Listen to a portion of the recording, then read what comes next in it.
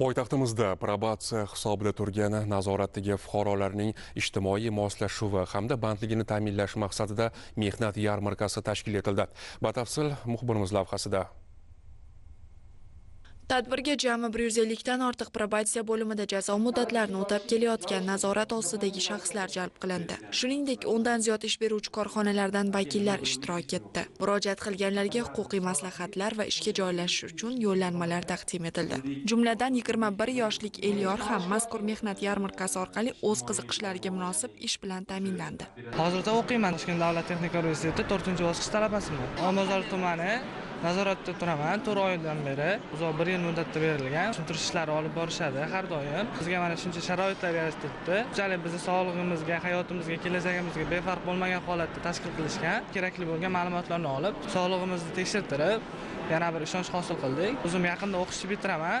Ish topishimga mana bu bir imkoniyat bo'ldi. Tadbir doirasida tibbiy ko'rik ham tashkil etildi. Unda nazorat ostidagi jami 83 nafar shaxslar hamda ularning oila a'zolari chuqurlashtirilgan tibbiy ko'rikdan o'tkazildi. Jarayonda 3 nafar nazorat ostidagi shaxslar kasalliklari bo'yicha tibbiy order olish uchun loyiq deb topildi hamda tegishli tartibda hujjatlarni rasmiylashtirish uchun yo'naltirildi.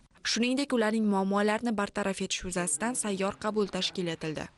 Shoyxon Tohir tuman jar sport kompleksida O'zbekiston Respublikasi Prezidenti administratsiyasi, Toshkent shahar ichki ishlar bosh boshqarmasi hamda Toshkent shahar prokuraturasi bilan hamkorlikda muhtaram prezidentimizning birinchi sonli qarorlarini ijrosini ta'minlash maqsadida chuqurlashtirilgan tibbiy ko'rikdan o'tkazish hamda mehnat yarmarkasi tashkil qilingan. Ushbu mehnat yarmarkasida Shoyxon Tohir hamda poytaxtimizning boshqa tumanlarida probatsiya hisobida turuvchi nazorat ostidagilar qatnashmoqda.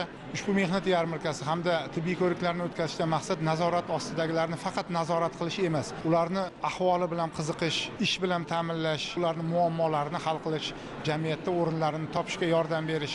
Shuningdek, 150 nafar hisobda turgan shaxslar ishtirokida sayyor sud tadbiri o'tkazildi. Sayyor sud davomida mehnatga halol munosabatda bo'lgan 8 nafar mahkum jazodan muddatidan avval ozod qilindi.